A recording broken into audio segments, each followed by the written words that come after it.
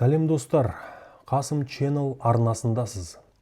2026 жылғы 20 қаңтарда Қызылорда қаласында өткен ұлттық құрылтайдың 5-ші отырысында Қазақстан президенті Қасым-Жомарт Тоқаев реформалар пакетін жариялады. Парламент пен қоғамдық институттар өзгереді. Президент Қасым-Жомарт Тоқаевтың айтуынша, жаңа бір палаталы парламент құрылтай деп аталады. Құрамы 145 депутат. Президент Тоқаев ерекше атап өтті.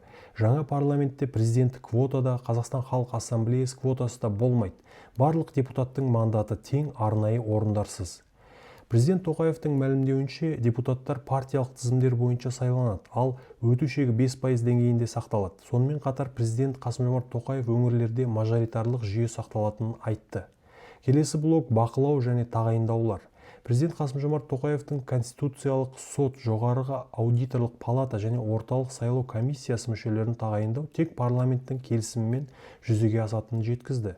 Сондай-ақ президент Тоқаевтың ұсынған моделіне сай, депутаттар президент ұсынған кандидаттар ішінен жоғарғы сот судьяларын сайлайтын болады. Бұдан бөлек президент Тоқаев жаңа алаң халық кеңесін ұсынды.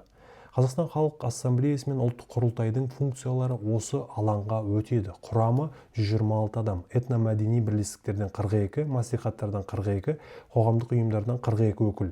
Отырыстар жылына бір рет өтеді.